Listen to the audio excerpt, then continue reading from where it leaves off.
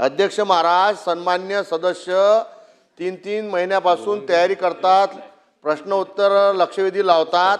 आजच अध्यक्षांनी रोलिंग दिलं, तुम्ही सगळ्या सदस्यांना 158 सदस्यांनी सह्या केल्या की लक्षवेधी लागल्या पाहिजे। आता इकून तिकून कोरे साहेबाची लक्षवेधी लागली, त्याचं उत्तर आलं नाही, त्या खात्याचे मंत्री या सभागृहात उपस्थित नाही। किती गांभीर्याने आपण हे सभागृह चालून राहिलो अध्यक्ष महाराज? हे काय पद्धत आहे काय? मग आता सन्मान्य नाही अध्यक्ष महाराज, नाही त्या खात्याचे कॅबिनेट राज्यमंत्री तर असले पाहिजे ना।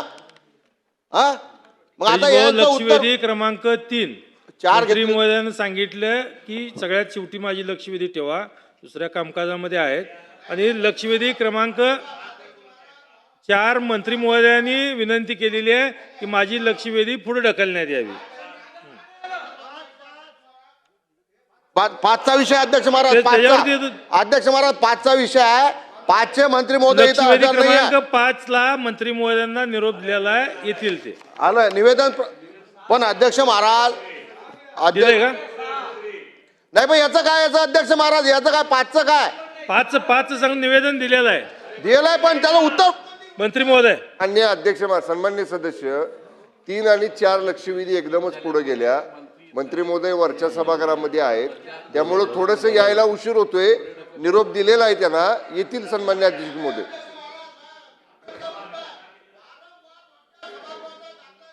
सभागृहाचा अपमान केला जाते अध्यक्ष महाराज। काय 288 सदस्य इथं लोकातून निवडून येतात, वरच्या सभागृहातले त्यांना काही जनतेचं मत पडत नाही, पण वरच्या सभागृहाचा दाखला देऊन खालच्या सभागृहाचा अवमान करणं हे काही योग्य नाही अध्यक्ष महाराज।